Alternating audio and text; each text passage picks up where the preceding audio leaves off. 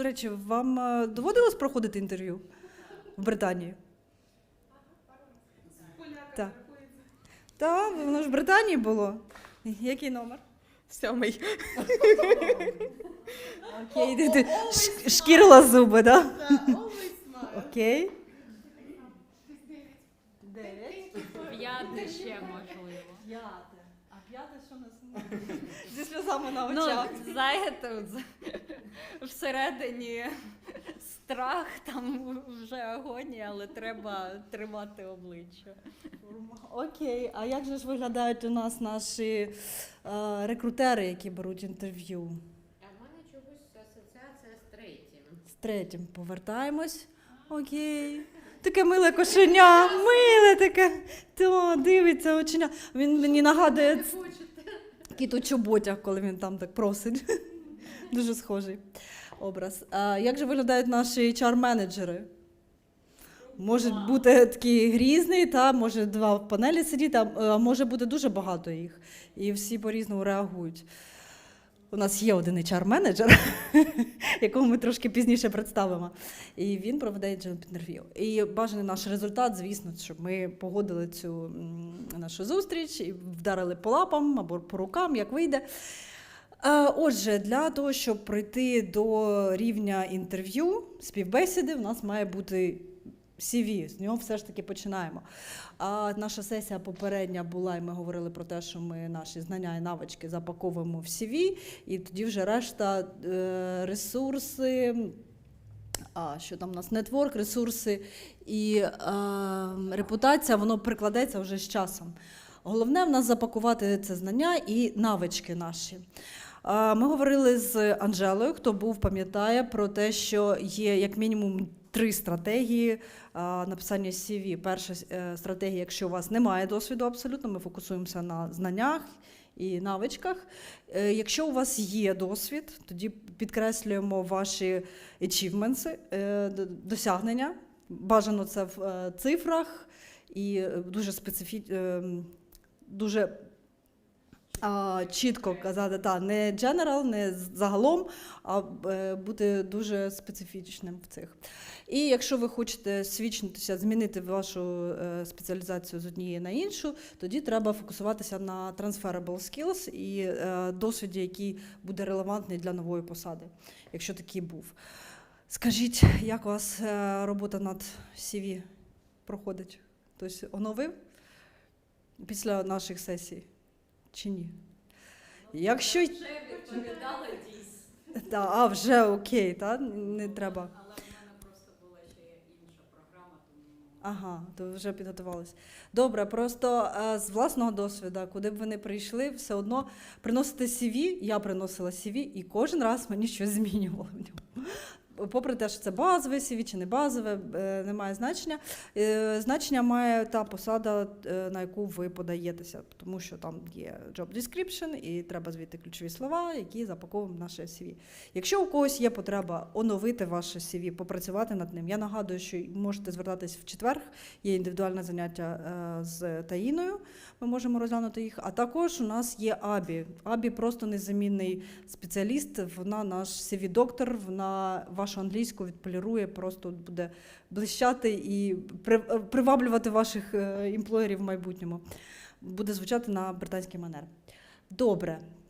Отже, що нас CV ще поєднує з job-інтерв'ю? Після того, як ми це все написали, нам треба про це розказати, тобто проявити себе. І наш personal statement переходить, у нас стає elevator pitch. Тому сьогодні я далі запрошую Інну Шульгу, яка є HR-team lead, правильно? І проводить job-інтерв'ю. Так. І знаєш все про помилки. І як треба робити. І як не треба. Як треба уникати і так далі. Добре. Так, я думаю, я це закріплю тут. Так, я правильно тут десь. Давай, я допоможу. Чому близько? Окей. Привіт. Мене чутно? Дивись, ці стрілочки просто освітлі. Так, давайте спробуємо. Супер, працює. Ну що, друзі, привіт. Мене звуть Інна. Я дійсно працюю в компанії, де допомагаю менеджерам наймати людей. Я працюю в цій компанії вже 4 роки, я пройшла як HR-адміністратор, потім мене підвищили до HR-партнера, потім я стала HR-бізнес-партнером і зараз я HR-тімлід. Я сподіваюся, що сьогодні наш воркшоп допоможе вам зрозуміти взагалі, як мислять рекрутери. I think I should switch to English, right? Does everyone in this room understand how I'm speaking, what I'm speaking about? Yeah, is it okay? Okay, great. Again, why is it important to switch to English? I think because anyway, you will pass interviews in English. You need to get used to this language. You need to understand it easily to be able to answer all the questions that recruiter asks. So let's start from the point that I would like you to get you through the idea today that if you understand the purpose that recruiter set to themselves, then you will understand what they need, then you will understand what they want to hear from you, and then you will understand what you should answer to their questions to succeed in an interview, right? So let's start today from understanding what kind of interview you may join. I would like you to maybe to remember if you're experienced in all of these types of interview, or maybe not all, but usually what kind of interview we join. I mean, what is the most common type of interview? Video, okay, yeah, video is getting very popular now, video, yeah? Yeah, but back in the day, like maybe in Ukraine especially, so it was one-on-one interview. What I know, only because there are a few stages of interviews every candidate need to pass to gain a job, you may be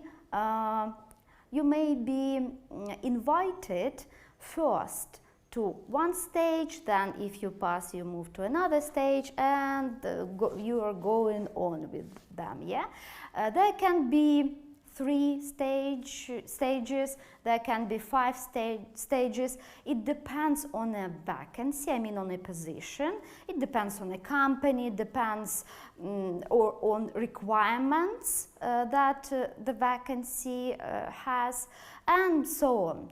So in our company, we usually have first stage as a pre-screen. So it means that recruiter select from CVs the right one that match the vacancy.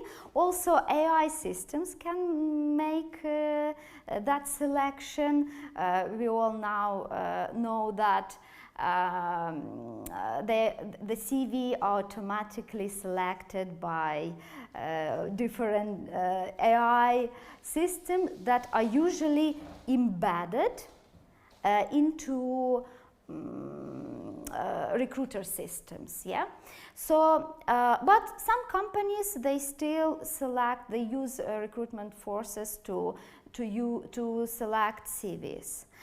Anyway, so first interview may be held just by phone. So recruiter can call you, or even manager, your future manager can call you and just ask maybe, I don't know, 5-7 questions. It can be quite a short call, like 20 15-20 minutes, or it can be even 30-40 minutes. But what is the main idea of the first stage? If it's made by a call, for example. What do you think recruiter or a manager, whoever makes this call, what purpose do they have in that call?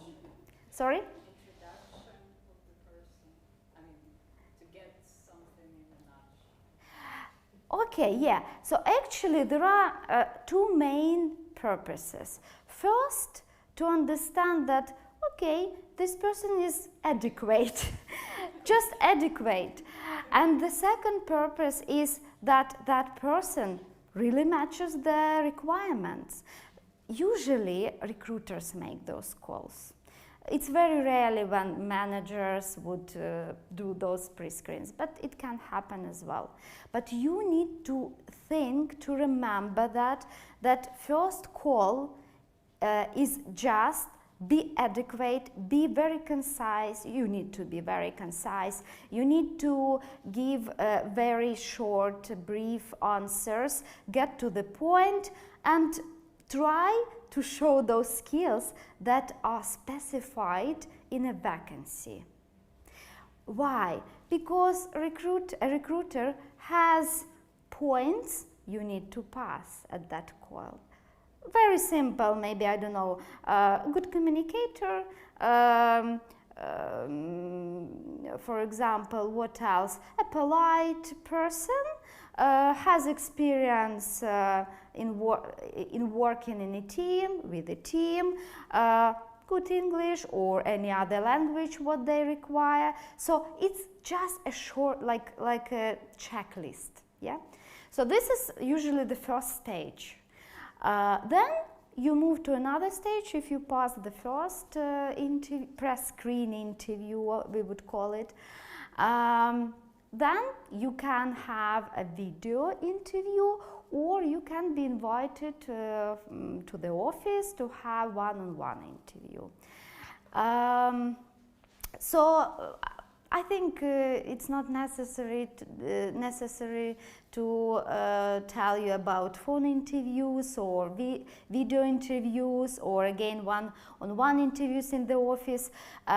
Actually, they're approximately the same. I mean, they have usually the structure that interviewers follow, but they can be different. I mean, the questions can be different.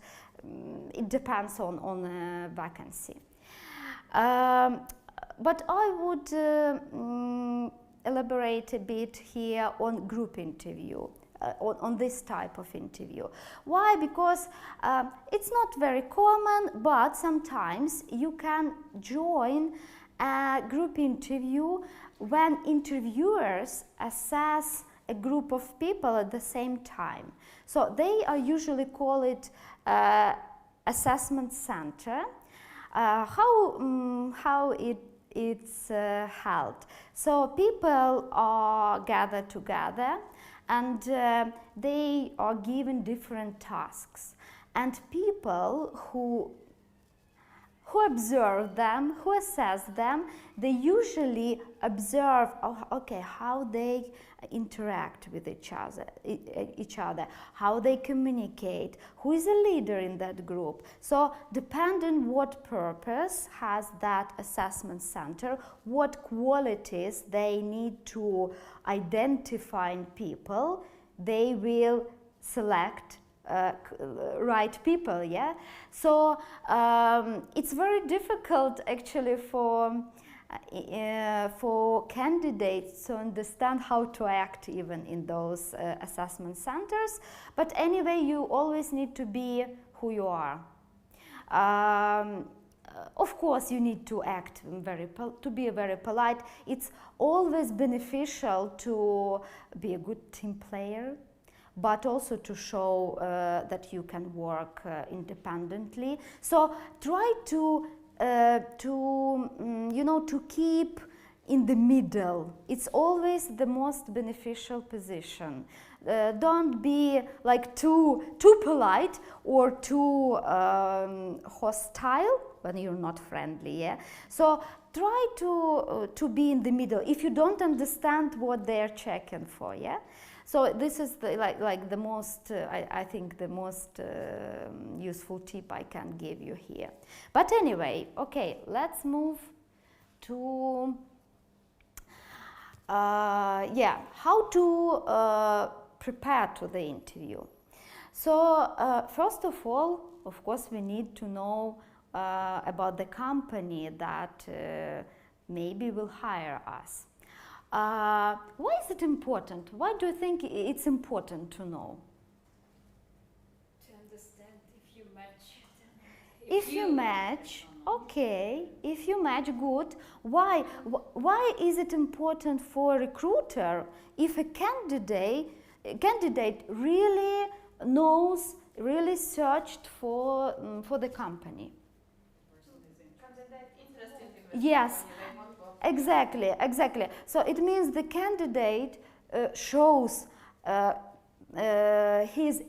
they are interested in a company, and also that they devoted time.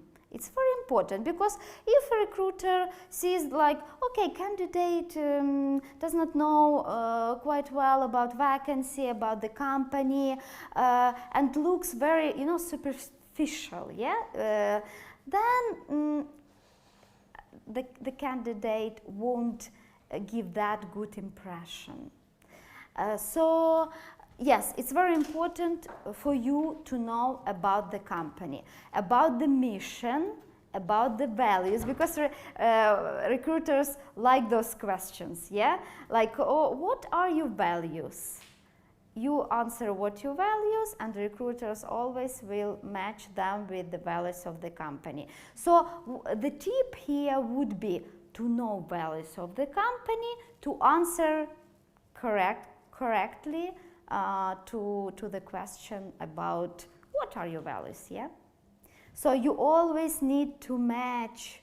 Okay, they like their values are to be open. It's very useful for you to mention in your interview that you appreciate open people, or maybe you feel comfortable in the environment where people are open. So in any way, but it's very useful to mention something about openness then, yeah? Good. Practice your answers. Of course, you need to practice your answers. The better way is to do that in front of the mirror. Maybe you can even record how you answer questions. What do you think it's useful? It's practice, yeah. Yeah. So with every next practice, yeah, in answering, you become more confident. And again, in an interview, we all are nervous, and we may forget some words. We may forget, or we can be so nervous that we can lose maybe the idea or something. So if you're well trained, like you did, you answered the same questions, I don't know, 5 times, 10 times, of course it will help you to answer them abruptly in an interview, yeah? So, yeah, be ready to answer at least common questions that are usually asked in an interview. Okay, good. Of course, you need to understand what role you are going to be hired, right? So, no, first of all, as Halina mentioned today before, that it's very important if your CV contains the same words, the same collocations, so group of words in your CV. And it's also useful if you use them in your interview as well, because then the interviewer will catch those words that they want to hear. They will match with what they are looking for, and you will pass your interview.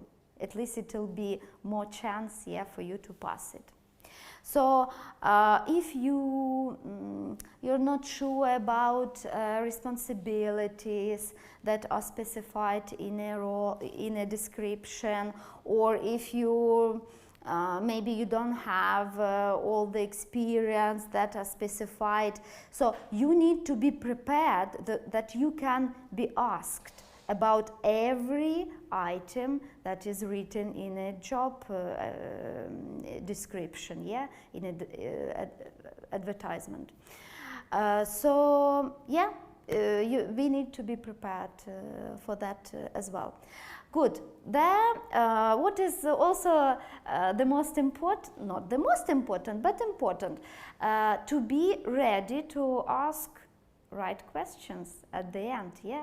Usually recruiters, they ask, maybe, do you have any questions at the end? And tell me, do you have prepared questions even without knowing what vacancy you're going to fill, or what company you are going to join? So do you have a prepared list of questions? Because they can be suitable for any vacancy. Do you have? Maybe you, no, yeah. Okay. Maybe someone already has an idea what it can be, what kind of questions is good to ask. Corporate culture is described my typical day on this vacancy. Yeah, What good. is my team? Yeah, it's like you are asking about conditions, yeah, that maybe, yeah. About the team, Culture, the with team, people the environment, good. Also, the goals for the future of the company, or the achievements that they're proud of. Great question. I think yes, it's also nice. First of all, those questions will help you to understand what kind of company you're going to join. It's also important. So interview is not only to be hired, it's also to select the right company. You need to be aware of that, yeah? Could it be possible to ask about exact responsibilities for this position? Because it could be just the general description, but you need to have a precise list of responsibilities and something connected as your role with your position. Because it could be like generally. Well, usually, Or it depends on how no. it could be. Usually responsibilities are well written in advertisement, job adverts. But if you have, like, if you're not sure what some of them, For example, teaching assistant, and know the full description. And I would like to know my responsibilities at this school, Direct. for example, and like details. well, look, Is it correct to ask? I The manager would of the recommend. agency, it's okay, but if I would like to have a contact with school, and there wouldn't be like description. Let's separate. Like working with agencies is it's a different way. Working with the direct employer is different. Yeah, thing. So if we are talking about questions about you'd like to specify something about job description, I would recommend to specify only about one, maximum 2 items. Otherwise, it looks a bit weird for a recruiter if you will ask about many items. Just exact responsibilities on this Yeah, if they will be ready to give you them at the interview. So not always they have that exact responsibilities. They may be very, like vague, not exact in a job description. And if you're talking to a recruiter, they have the same description as usually the same description as is written in a vacancy again. Yeah. So don't challenge them much, because then they won't like you actually. So be very careful with that. You can specify, maybe pick 2 items which are the least clear for you, and ask about them, but of course not about every specific every item, because it will be too much maybe. So what else you can ask? What else? I mean, you can ask a recruiter, or maybe manager if you're talking if you're interviewed by a manager. What else? What kind of person are you looking for? What soft skills would match the position you're looking for? So this is also very relevant to ask. First of all, it will help you if you're at the stage of first stage, like with a recruiter. It will help you to understand what soft skills they require, and you can adjust your speech, your presentation at the next stage with the manager, for example. They're rating. Sorry? But they're rating it. This is just not like, okay, sometimes they even write Yeah. soft skills, but they're always like creative, teamwork, blah, blah, blah. Yeah, that's why it's very useful to ask, because usually they're very standard. What is written on a vacancy is very standard. Trust me. Sometimes how actually the description for a vacancy is prepared, usually it's like they take the old description, they adjust something very quickly, and they just send to a recruiter, I mean managers usually send those requests for hiring a new person, and they usually do that very quickly. They don't have much time, and that's why they just put maybe some standards, soft skills. Yeah, it's very useful to ask recruiter why, because to specify those soft skills, because first of all, recruiter can tell you from their perspective. They not necessarily they will remember all that list of soft skills. They may add some, very important, but really soft skills that would work for that specific project or team they're hiring for. So it's also nice to maybe listen to maybe some sort of informal explanation, what kind of person they are looking for. Sometimes they share that as well if you ask. So, okay, good. I think, yes, those questions that you also tell, they're relevant and you can easily ask. So, yeah, I think there won't be any problem with that. Okay, good. So, tell me, what is the most common first question you have in an interview? You're asked in an interview. Tell us about yourself. That's true. I've been conducting interviews for more than 10 years, and trust me, I always ask that question first. Of course, first we ask, we introduce ourselves, then we ask maybe how are you doing to a candidate, but first, the most important question we ask is, tell us about yourself. So,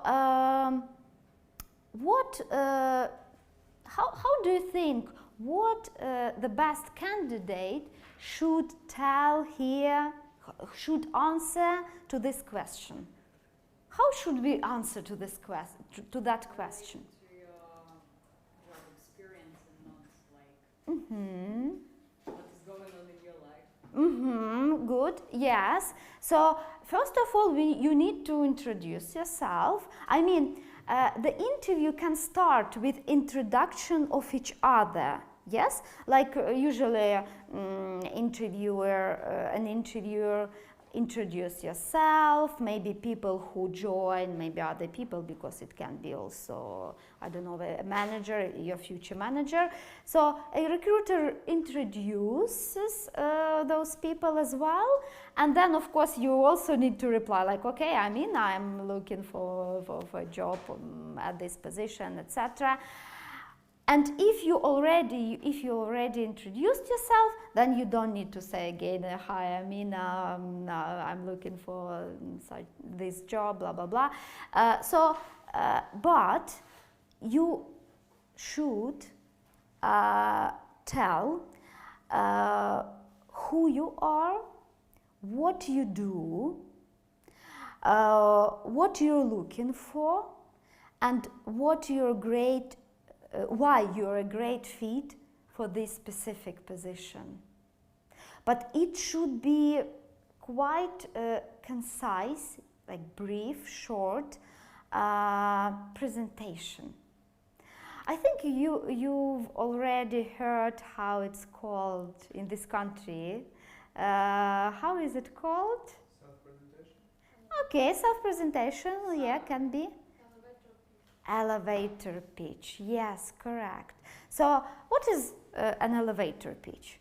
It's a very short presentation when just in, I don't know, 6-10 sentences, 10 maximum, 10 maximum sentences, you introduce yourself, you tell what you're looking for, what you're good at, and how, the most important, what problems you can solve if they hire you. So what is the most important here? The most important, please don't tell like a long story about all your experience. 5 minutes, stopping like using 5 minutes for each company that is specified in your CV. You won't be listened.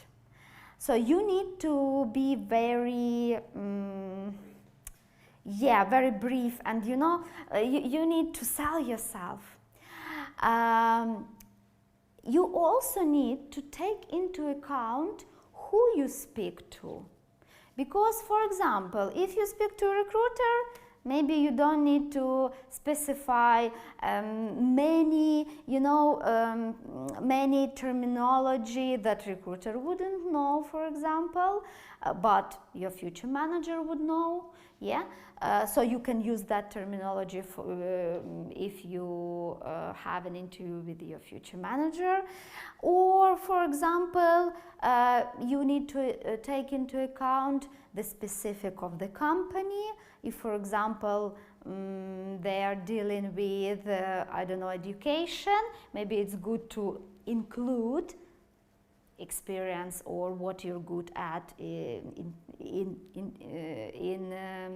educational industry. Yes, so of course you need also to be very confident, be very clear, and yes, then you will be successful. Okay, I think. Do you have any questions, by the way, regarding this theoretical part? Okay, good. Then let's make this theory useful. Let's practice a bit. Let's try to create elevator pitch and practice. So I think we need we need a sheet of papers. Yeah, you can just hand out them to all the group. Yeah, to all the group.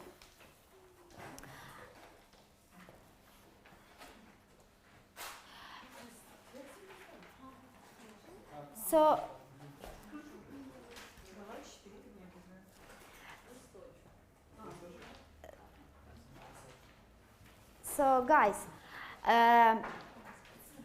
the goal is to write your elevator pitch, which then you will deliver to each other in pairs. So the first task is to write a good elevator pitch using all important parts, like who you are, what you do, what you're looking for, why you're a great fit for the role. And by the way, you can shuffle them. It's not necessarily to tell, for example, what you're looking for straight after who you are. You can tell that at the end of your elevator pitch. So the most important that your elevator pitch has all these items. I think, how much time do you need? I think 10, maybe 15 minutes. 10. I think 10 will be good. Yeah. Okay. Okay.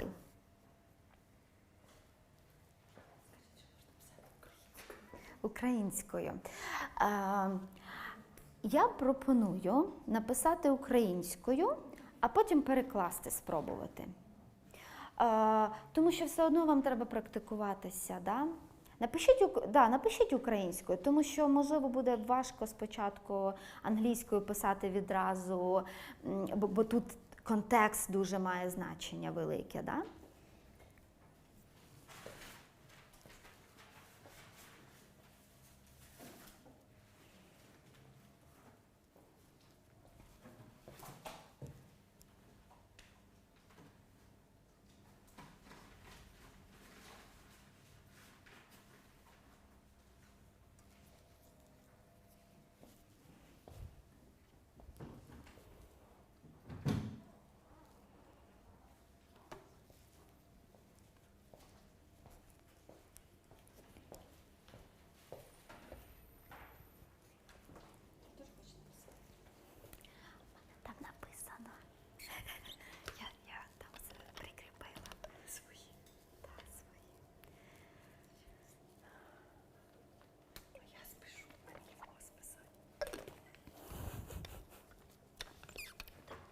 У нас будуть пари, треба порахувати.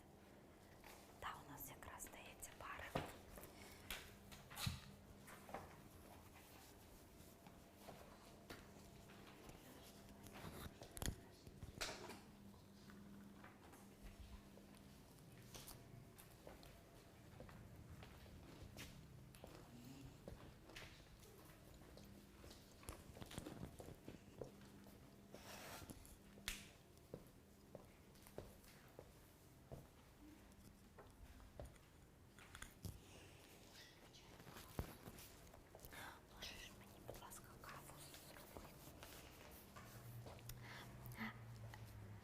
And guys, if you're struggling with something, ask me, I can help. For beginning. Imagine yourself sitting with a person, and do you know? But I have a great sense of humor, maybe I can describe it. If they need a person with a good sense of humor. Start simply. I'm Natalia. And then your occupation or your role, your previous role. So start with that. Actually, make it simple, and then you can improve maybe it, you know. Make it simple. Write who you are. Just answer these questions. Who you are, I mean, what occupation you have? A lawyer. I'm working for 6, 7, 17 years in this field. I'm good at this and this. I have skills, this and this, that can help you to improve this and this. I mean, help you to help your potential employer, right? Yeah, just write sentences and then we will combine it into it. Ой, дякую дуже. Без сахара. Да, без сахара.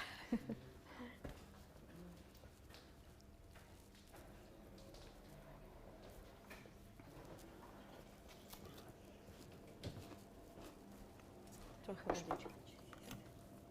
Ні, дякую. Та я нормально є. Молока. Хоч молока? В каву може.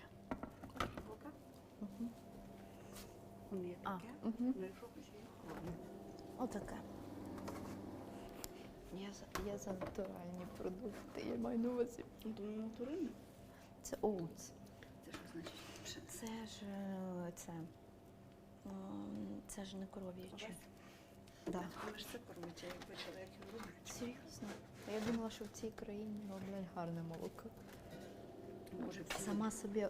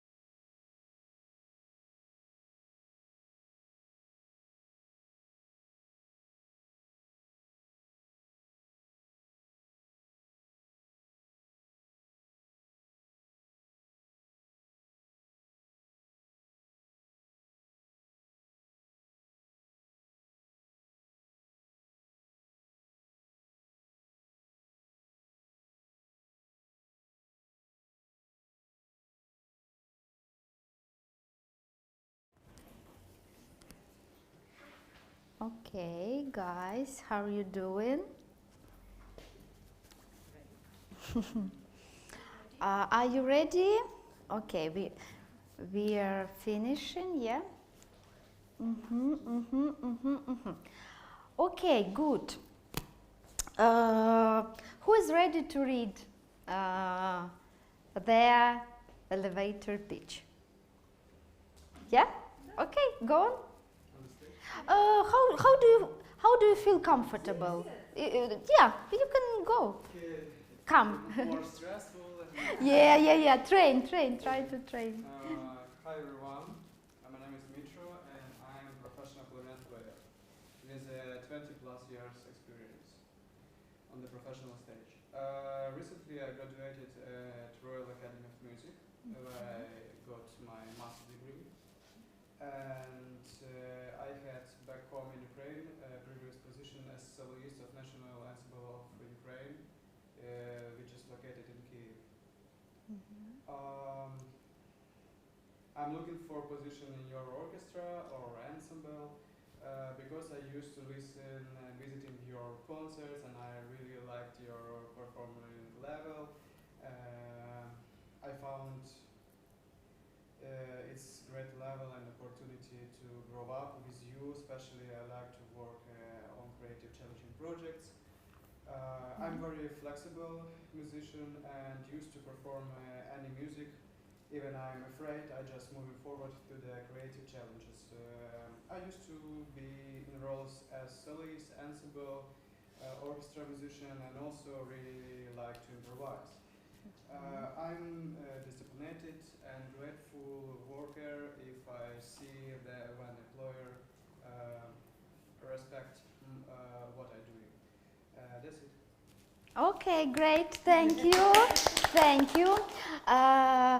If you don't mind, it would be nice maybe to add something or remove maybe something. Let's discuss. Guys, how would we improve, for example, a bit this elevator pitch? Do you have any ideas? Make it short. Make it short, For instance, there maybe. was repetition, like I used to work in Kyiv Academy or something that which is situated in Kyiv. It's already clear that it's in Kyiv. We should say Kyiv. Academy. Guys, look, you're looking for job here in the UK. Think twice, 3 times, 4 times if you really need to mention that your experience was in Ukraine. So you can, maybe it's more, it's better to sell yourself as a specialist with no specifying. I know that that employer already knows that you're maybe from Ukraine, that your experience was in Ukraine, but maybe you should avoid in your elevator pitch. Why? Because if it's beneficial, because it can be beneficial, maybe in Ukraine the system is better, I don't know, maybe the specialists, they are appreciated better than specialists from the UK. But if it's not, try to just leave it out, yeah? Not mention. Не згадувати про це. Because your elevator pitch should be killing.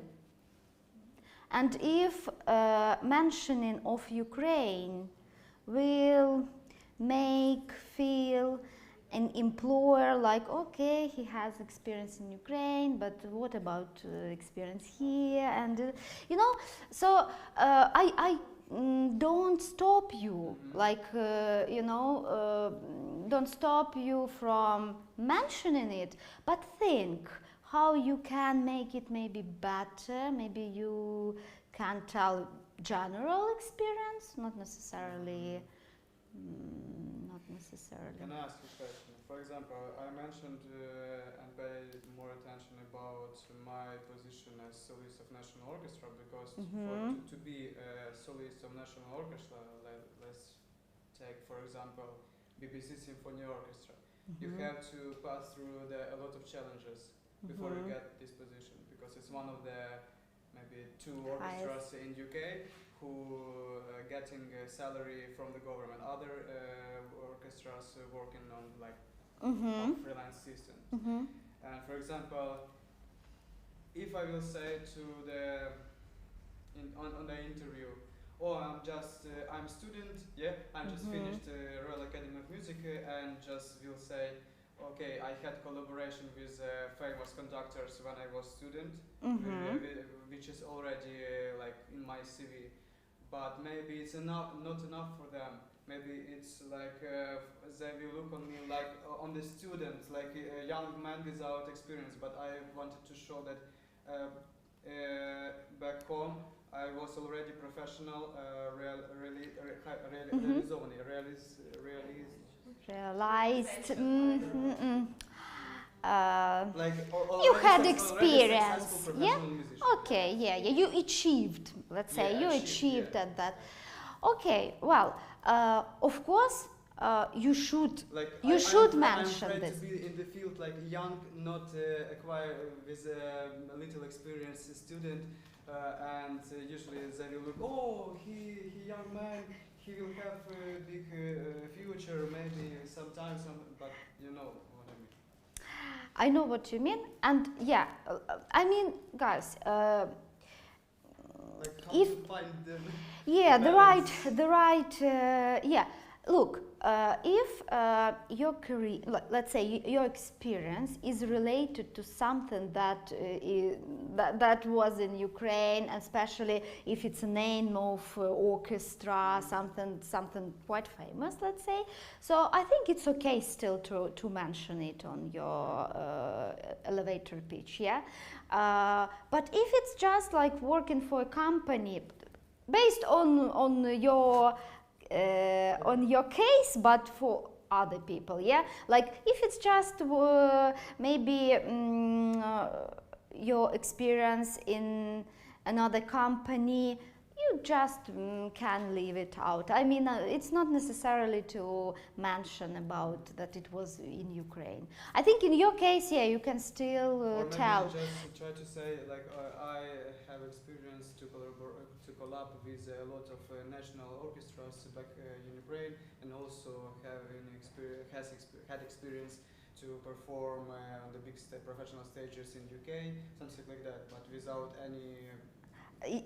Like general, yeah, because you have experience. Yeah. This sounds cool, actually. Yes, because it makes you like, oh, okay, he has. So a recruiter will imagine that you have wide experience in Ukraine, in the UK as well. So the result will be quite impressive at the end. So yeah.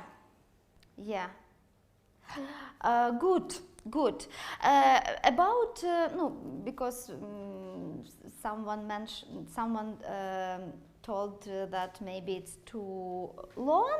I think it's okay. You just need to work maybe about improving to connect, you know, one sentence with another to make it like more impressive maybe, and of course with a lot of confidence after you learn it. You need to learn it by heart. You need to be ready, I don't know, to wake up at night and be ready to say it, yeah? So you need to learn it by heart. But they don't like HR managers. They say it's not natural. That's Okay, maybe you learned it. LGBT, and that's why you have to go with the flow. So it's like, yeah, he has to know the idea what he has to say, but it shouldn't be by heart, because then you sound like a robot. Well, some people they Some emotions to this, and it would be like a Yeah, robot. but Guys, if you are learning by heart, it's like, actually you can do what you want, what works for you. Yeah, for some people learning by heart works the best. For some people, no, they need to improvise and then they look natural. Yeah, some people need to learn it, otherwise they will be lost when they ask the question. So find your way, but the most important to be ready to answer. I mean, to deliver that elevator pitch in the best way, of course. Because look, I tell you from again my experience, first 3 minutes of interview, when, first minutes, not when a recruiter speaks, or introduces themselves. When a candidate speaks, makes the most impression. So then it's very difficult to change that impression. If candidate starts like,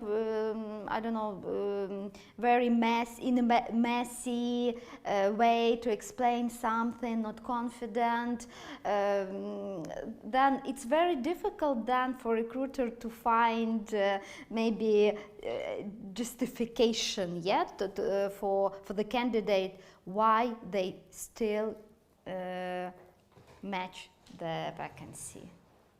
So it's very important. This first question is the most important. If you make a good impression, then the rest of course you answer also the rest questions, then you will pass. Okay, thank you. Yeah, thank you. Maybe one more person would like to. Yeah. Okay, got. Yeah. Okay. Okay, I don't see your name, unfortunately. I can't see. Jenny. Okay, yeah. Okay. Go on. I want to see. Okay, no problem. Hi, my name is Eugenia. I'm a video content creator with 4+ years experience in the industry. Currently, I am a video content creator for a walking tour company in London. It's called Wonders of London, but I also have experience of working as a script writer for a YouTube channel and SEO optimizer. I also study mobile videography, and I'm interested in learning AI tools like Midjourney and ChatGPT for creating digital projects. And fictionary company. I'm looking for a job in a video production, and I think my previous experience and skills could really make a change for your company. Okay, thank you. Good. Okay, guys, do you have any ideas how we can improve maybe this elevator pitch? We don't have any idea. I just don't really like to say like, oh, I want to work in your company, because like anyway they're gonna ask these questions. So that's why I'm just introducing, and I say like, okay, it's gonna match. And I say that like I'm interested in this job because I like this, and this. Well, versus it's a video production, you have different projects, and it's gonna be, and you also have a big team, something like this. But it's just not specified.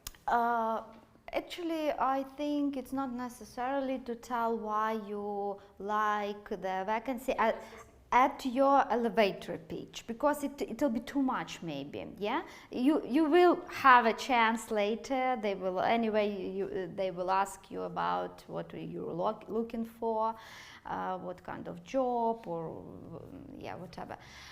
Okay, good.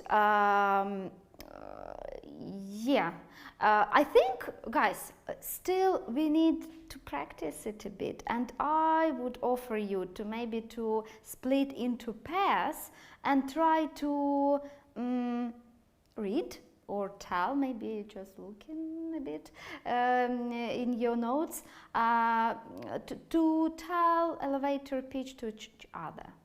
So try to practice a bit, because I think it's useful to when someone is looking at you and you need to deliver, be confident, whatever. Let's try right now to practice that, and then later you will practice with your friends, whatever. Okay, just 5 minutes, guys. I think it's enough to.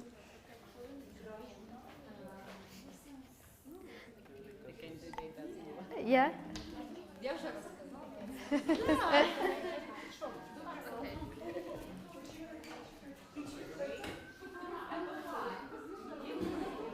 I'm not there, so anyway. Maybe I've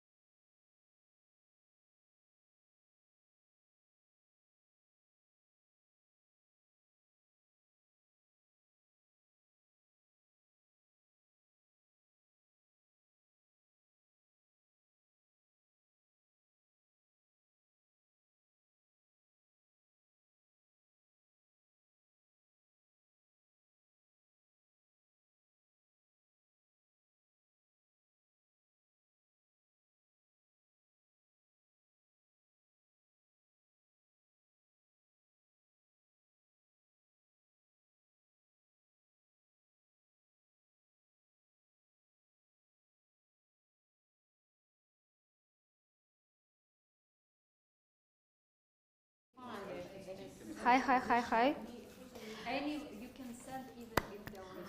Okay, guys, I would think like to it was enough time, yeah, to practice. How was it? Good.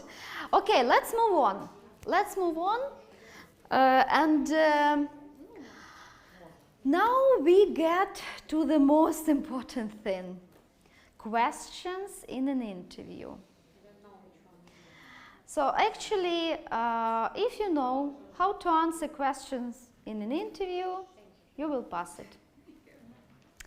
So let's start maybe from remembering. Maybe you remember what was the most ridiculous question you've ever been asked. Do you remember? Like ridiculous, like maybe crazy or not usual questions. Okay, you didn't have that. But it's ridiculous for me. How do you see yourself in 5 years? In 5 years, yeah, our favorite. It's very trivial, I would say, yeah? Yeah, but they use it. They still use it. Conservative English people, what can I say? Okay, good. Let's start with that question. Why do you think is it asked? Why interviewers ask people what they see themselves in 5 years or 10 years, whatever? They want to see your potential, how you're thinking for future and where you see for that time, what you want to have for that time. If you have a big perspective, you maybe be a very good worker because you have a big plan and big dream, you want a lot.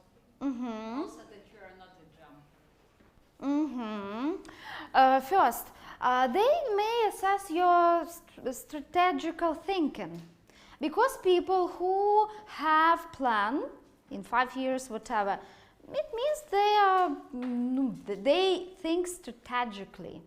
And if the position you're trying to get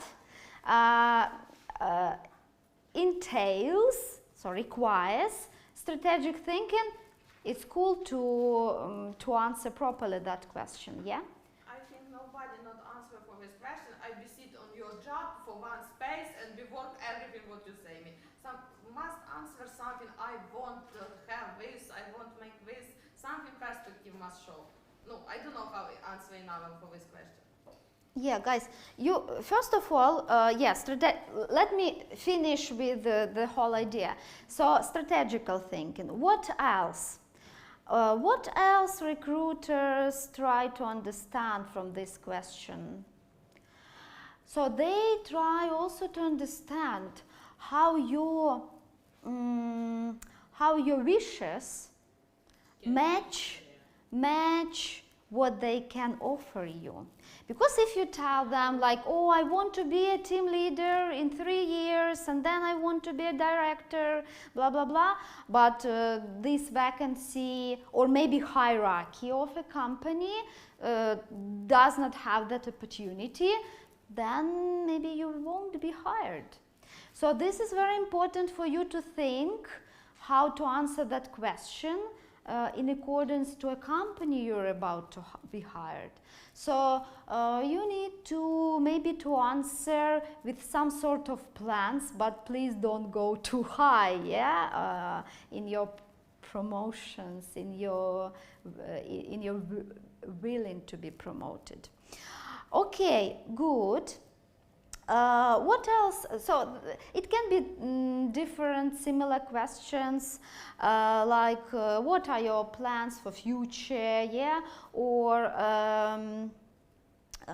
what are you working for now in terms of your career, maybe you're learning something. So they try to understand how you develop yourself and what goals you have in the future.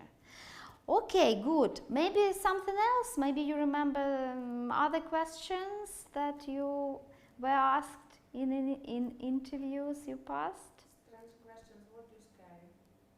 Sorry? What you scary? What do you what are you scared, or what do you scare? Interesting. How did you answer that question? Do you remember? Okay, okay. Well, they wanted to understand, for example, if a person answers, I'm afraid of deadlines. Yeah, I'm afraid of. So actually they assess kind of stress you difficult to overcome, or it can be any fear that really may may stop you from doing your tasks. Yeah, because for example I ask the question like what causes stress to people at work, and then I understand, okay, if a person mentions something like I'm afraid to public speaking, for example, or something like that. My boss won't know.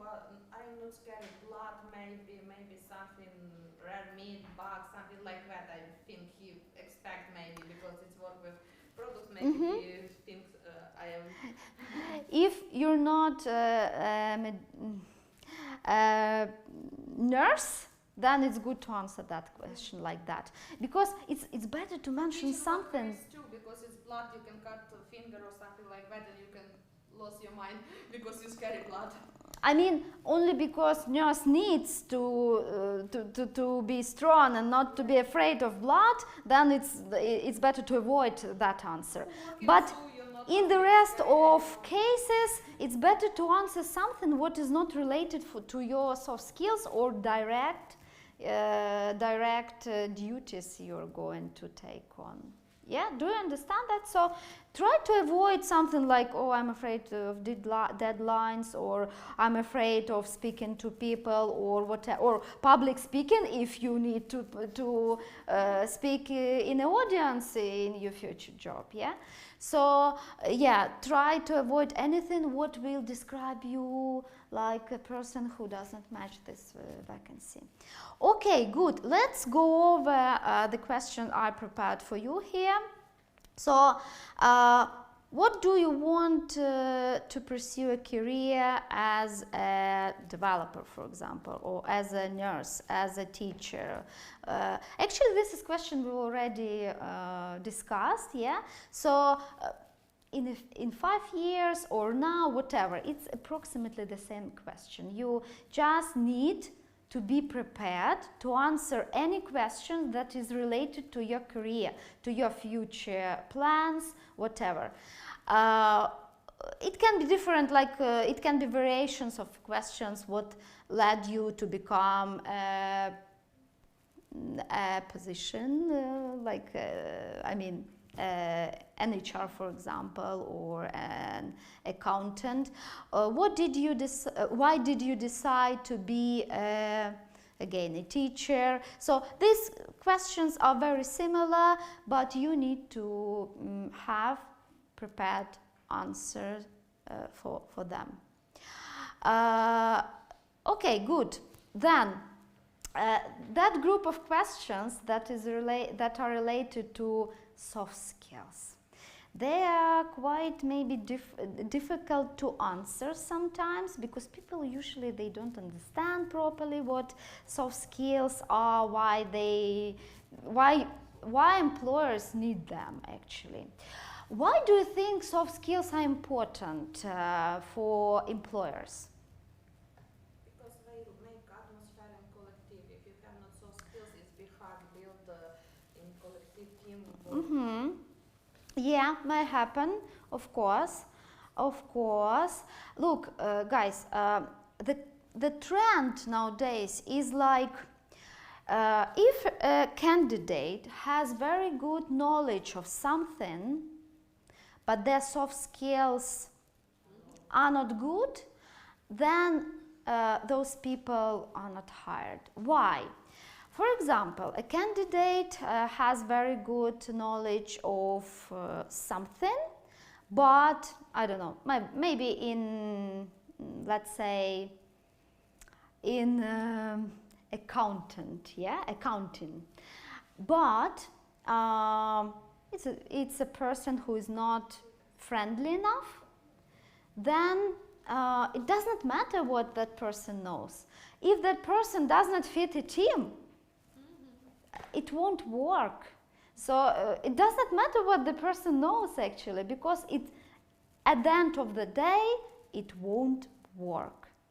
So it's very important nowadays for any company to understand who they are hiring, what kind of people they are hiring, what soft skill they have. If they will match the project, the team, the company, then yes, it's like a green light for them to hire such people. Or for example, if a person has a good knowledge of something, but they don't know how to share that knowledge with others, then it's pointless, that it's not useful, then only because person does not have that soft skill of teaching others, yeah? And if it's important for some positions, you know, actually nowadays it's very important for any leading role to be able to teach, to mentor your subordinates, your teammates, yeah, then that knowledge becomes not useful, yeah? Okay, good. I know that recruiters always like to, you know, to ask some, I would call it awkward questions about your weaknesses or something like failures, yeah, some sort of situations when you didn't manage something. So you need to be prepared for that sort of questions as well. They are not comfortable to answer because then people feel vulnerable when they speak about their failures, and it's okay, it's normal, but you need to answer those questions. Because if you say to an interviewer like, oh, I don't have weaknesses, or I've never had any failures, they won't believe you. Yeah. What are the safe answers for this question? Like, what are your weaknesses? Because we know that if you say weakness, you also say that it's also a benefit. So what, for you, it can be like, oh, it's actually weakness, but it's also with plus. Great question. What would you recommend? Great question. I've actually specified some examples. But I don't see that everything could work actually. No, you need to potentially drag you down. you need to think. So the idea is to make any good quality and tell an interviewer like, oh, like maybe I'm too responsible, you know. I think I'm too responsible, or sometimes maybe. Can it be like I pay a lot of attention to the details, like speaking, you know, so like, but it's also like it helps me. Great, yes, everything. exactly. So you start with your weakness, yeah, and then you wrap up with like turning it into your strength. This is the best way to answer it. Like yeah, oh, I think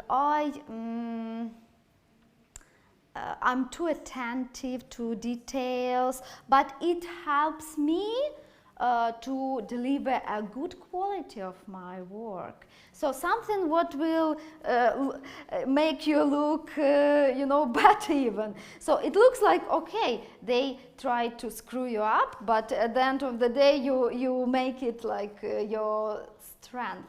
And can it be used, for instance, I'm direct, but it helps me to prevent uncertainty in getting and like finishing tasks? I think I think be very careful about something what is related to direct things in the UK, because if they see that you have Ukrainian roots, let's say, yeah, and if they are familiar with Ukrainian people or any East European people, they usually know that we have that, I wouldn't say flaw like, feature, but that we are too direct, we are too straightforward for people from here, I mean for local people. So maybe if you mention like, oh, I'm too direct, even if you say, but I think it's cool or it's useful, it may look a bit, it'll be like maybe a yellow flag, not red flag, but yellow flag for them. How can I substitute? So you can, I'm honest. look, you can say, I think this honesty. you can say, look, I'm quite direct in answering questions. I think, first of all, say I think. It already softens your answer, yeah? I think I'm quite direct in answering questions or delivering feedback to people, but I've never had any problem with that. Or it usually helps people to understand me better, and I see it improves our communication, blah blah blah, and then you go on with selling yourself, yeah. So please never answer that question like I don't have any weaknesses, or oh, my weakness is I'm not punctual at work, or I always forget my task, or I don't meet deadlines, or whatever. So yeah, just take something, any qualities, and say it's like two. Add that part two. Yeah, I'm too maybe responsible. I'm too friendly, maybe. For some positions, maybe it would work still. I have Yeah. one more question. So there previously describe a situation when you had to resolve a conflict at work. For instance, if I didn't have some situations in my experience, what should I do? Make up? Some situations which For what? instance, I didn't have a conflict really. I was not involved into conflict. Tell about conflict between other people in your team, but you were not involved. So you can say, because if you say, oh, I've never been involved in the conflict, in any conflict, okay, it may be true, but, and then you stopped, yeah? It won't work that well. Then you still, I would recommend, if you don't have any conflict, you still can tell some story like, oh, you know, I have never been involved to the conflict, but I remember a case when two my teammates, they started to fell out, and then I step into and help them to find the solution, or so again turn it into something. Okay, can it be like one colleague was taking advantage of another, and we had the conversation, and I said like it's a kind of over the limit of his responsibility, because it's like, you know, it's always like if you're telling the conflict, you're crossing the border, and then think you're like, oh, you're a scandalous. If you're not telling, that you're hiding something. Look, the best way to answer that question, that you were provoked into the conflict, but you avoid that. So, but you handled not to be involved. This is the best way, because then recruiter will understand if any sort of conflict will happen in a team, you will act in the same way. But if you say like, oh, I've never had the conflict, they don't know how you act in the conflict. So that's why better to still to remember if there was. In conflict, it's okay for the UK. Yeah, I'm. Avoid. No, avoid again. If we not not step very deeply into the topic, yeah, because avoiding conflict, what does it mean? Sitting, trying to not to speak people, or avoiding means you still speak to them, but you don't escalate it, yeah. So the best way it's not escalate the conflict. I think about this like it's not avoiding or just not stepping on the conflict. Conflict is okay because it's different point of view. You can't have different point. Yeah. You should manage the conflict. Yeah. I don't know. Actually, all people. It's not. People usually. Yeah, people usually perceive conflicts like a very bad thing, because usually outcome is bad, yeah. But conflicts, it's not about shouting at each other. It's about solving the problem. It's like you contradict in your interests, yeah. But not all people understand that, unfortunately. And usually we call conflicts when it's very, very, yes, exactly. So don't be afraid to describe any difficult situation when you try to find connection with the person, maybe. Or common ground, or something like, again, difficult situation where you had to communicate, to collaborate with someone, and you managed that. This is the best way. It's not necessarily should be something when you, swear on each other or something like that. Okay, guys, I think we need to move on. So, what is the most, what you should try to avoid in an interview? Revealing too much personal information. Yes, like. When a candidate starts saying something about like too many details, and I see like, oh my God, I have my questions and I don't have enough time to ask them, then I get annoyed, and it's normal, because I understand that I can't ask my questions, and then I can't understand if that candidate would match the position.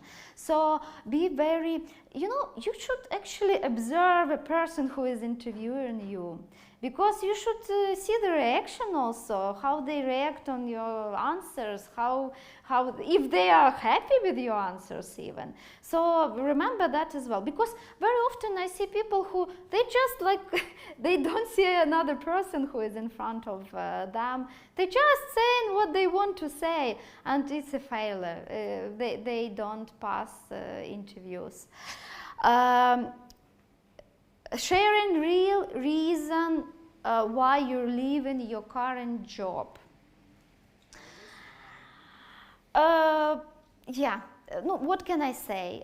It's better to answer that question like, why are you looking for a new job? Like, you're looking for opportunities, you're looking for the growth, you would like, I don't know, to integrate maybe in a society, yeah.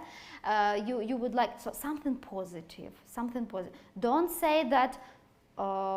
I'm not paid enough in my current job, or oh, my team is toxic. Yes, because then recruiter will catch that. Oh, toxic. What does it mean? Tell me about a case that proves that your team is toxic, and then you're stepping at the edge of very. Vulnerable position. Don't dig yourself into, try to avoid. Anyway, you will be asked awkward questions. You already will be like in a challenging position. Don't do it for yourself. I know that I have to lie about this. I'm so grateful and other stuff. But like, you know, that's kind of unfair thing that I don't like. In Ukraine, you can say that the company went bankrupt, or like, I don't know, my maternity leave was not paid, or like I was wrong. So like, there was no flexibility. So because in this here, you have to be everything positive, problems no, and if I'm solving problems, everything is successful. No, this is like, you know, I know, it's just like a philosophical question, but But it's just true. It's true, but guys, think about that. People don't want to deal with difficulties. Any person who says about negative things, it's like difficult thing. And also remember that you need to be polite, you need to be open enough, you need to be polite, because either recruiter or manager, they want to work with the people who is very easy to work with again, yet to deal with. When process begin, it's happened. It's absolutely happened. Our team, it's conflict after conflict. It's not possible. Every week somebody with somebody, it's happened. Maybe in a session very positive way, so great, but in work, conflict and conflict. It's happened.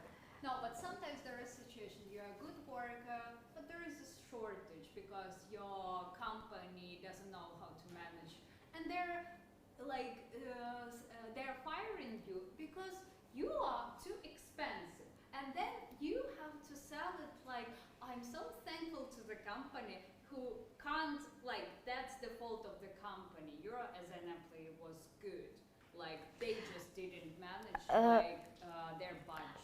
Look, if you were redundant, yeah, because it's called redundant, to be made redundant, actually, the correct. So if you, it's not your fault, actually. You know, I mean, usually. But if you say like the company like couldn't afford a high quality specialist, you're again negative. I think you just need to answer that you have been made redundant, and that's it. But Here but you can't say why? well, just because again it's negativity. So like, and why they didn't keep you? Then like, and if you say I was too cool for them, this is like, oh, you're arrogant. You know, this is like, I'm just asking these tricky questions because it's true. You also have to navigate, and like you shouldn't cross. You have to be next to the line, but shouldn't cross and shouldn't like go in different directions. My friend has been redundant recently, and he told that he was redundant in And the it's interviews, and he got a job So it's just. fine.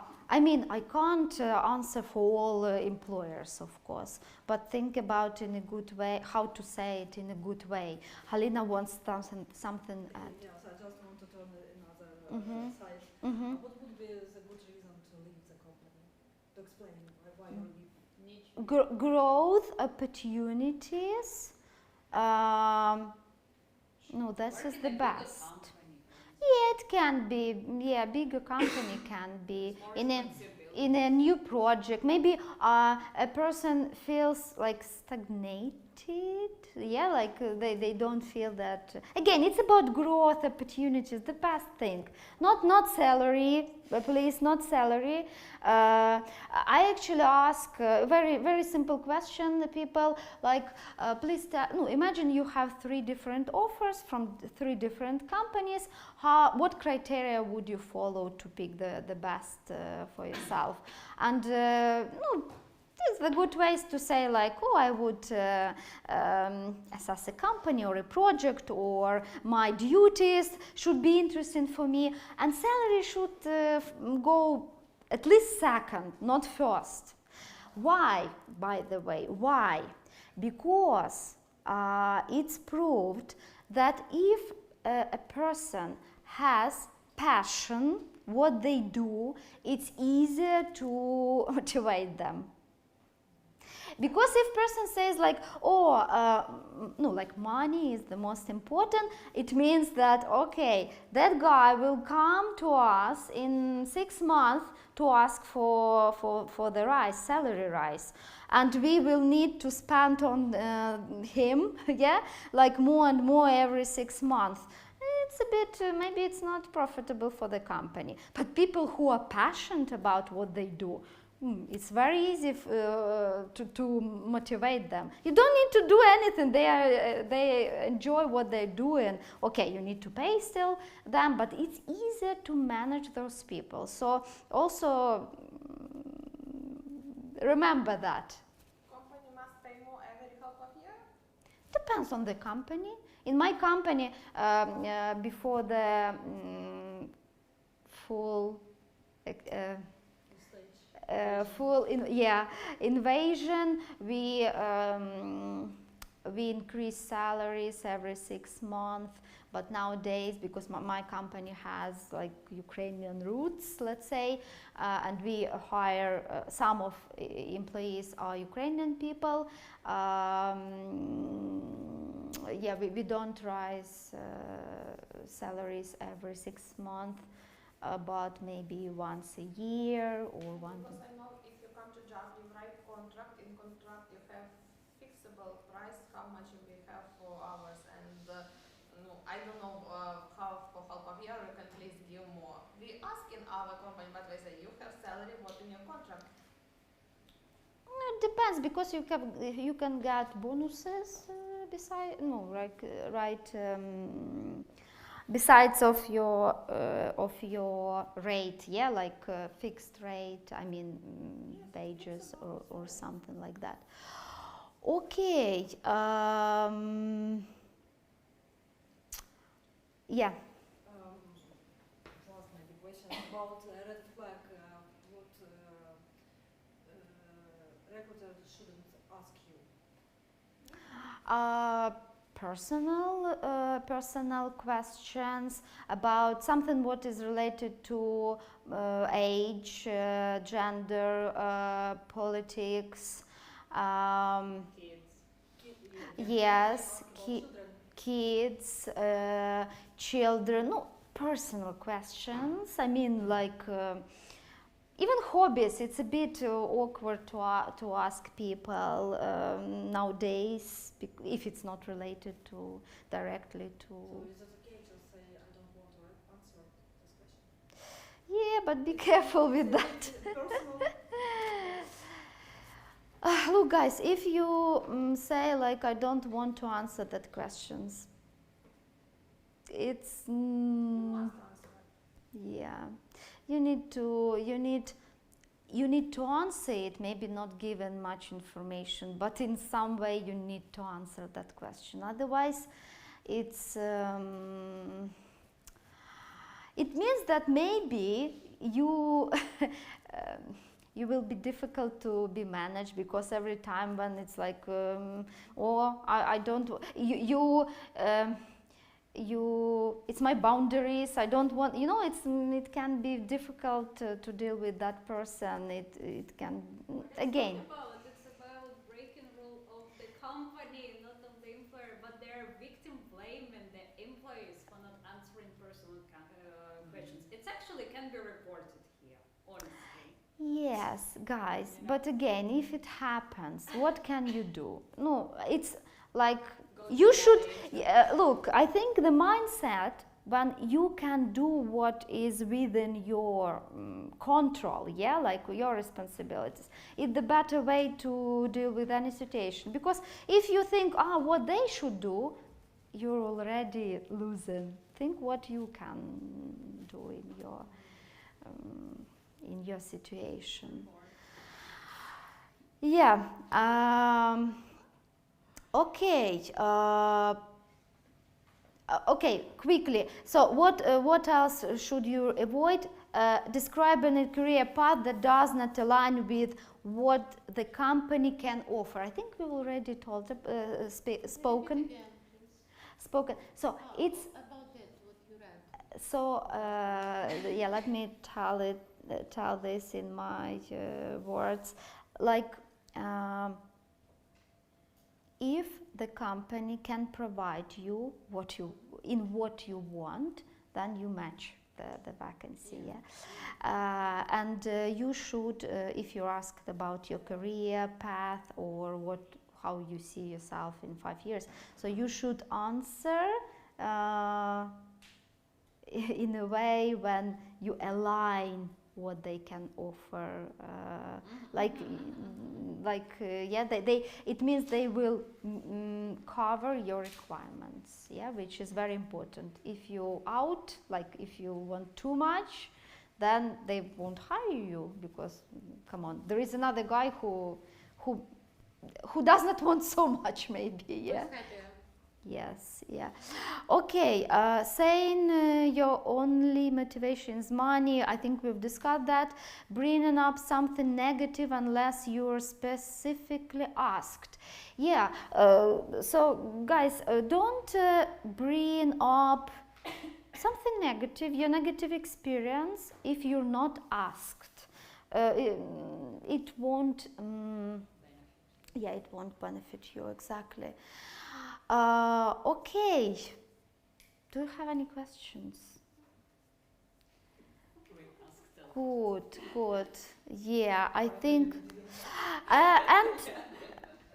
and yeah, the last thing, I won't show you because I want you to answer that. So what do you think the most requireable soft skills are in the market, no matter what kind of position we are talking about? Problem solving, good. What else? Super. Okay, good. What else? The most common 5. Let's. Polite. Okay, maybe it's about communications. Because actually communication, what does it mean? It's like you need to be polite as well. So remember that communication, there are 2 ways, yeah, to speak and to write. It's also communication. So and to listen. Yes, yeah, listen as well. But we are talking about what you produce actually. So you speak and you write, yeah? Listen, it's like a passive way, but you, of course, you need to deliver a good answer, you need to listen, yeah. Okay, guys, and now we are revealing. So communication skills, teamwork and collaboration, you also mentioned that. Problem solving skills, adaptability and flexibility. By the way, this kind of soft skills is getting like more popular. What I see now, it's like a hype, you know, to be flexible, to be adaptable. And time management and organization skills. Yeah, because people nowadays, they have, like, you know, what I see, at least in my company, it's like we have not less people, but more work that less people do. So everyone is burdened with a lot of work. What does it mean? That people need to be organized, to understand how to prioritize tasks, to have a good time management, etc., etc. And it's also getting very popular. Okay, then I think you all heard about STAR method. No, yeah. So STAR method is a great method to use when you ask some sort of questions like, could you please describe a situation when you was a good team player, or could you please describe a case when you showed your good organizational skills, etc., etc. So when you need to describe a situation actually. So what STAR method stands for? You need to describe situation, you need to say what kind of tasks you had to implement. You need to say what actions you took and what it resulted in. So, for example, if someone asks you, oh, please tell me about any challenge, maybe describe the situation when you have a challenge and you had to solve the problem, the challenge. Then you describe the situation, how did you get in the situation when you had that challenge. You say what kind of tasks you had to do. Then you give actually what you did, what actions you maybe took to prevent something. And then the most important to say about the results. People usually forget about the results, but it's very, very important. Because why? Because first of all, we understand, recruiters understand if people have analytical skills and if they can avoid the same mistake or challenge in the future. So, because if we do the same things every time and we don't learn from them, no, it doesn't work. Employers don't want that kind of people. So, yeah, I think that's it, guys, because I think tasks, unfortunately,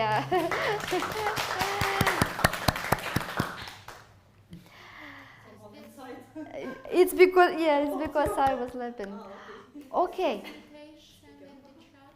We will, Halina, we will provide people with the presentation because, okay. I will send on the group and the letter. This letter you will receive it. Do you have any questions? Good. I think we're all tired a bit. A lot of information. Thank you, guys. Thank you. But before you go, And please. I wish you good luck in your next interview. But please prepare for that. Prepare, yes, and see how it works.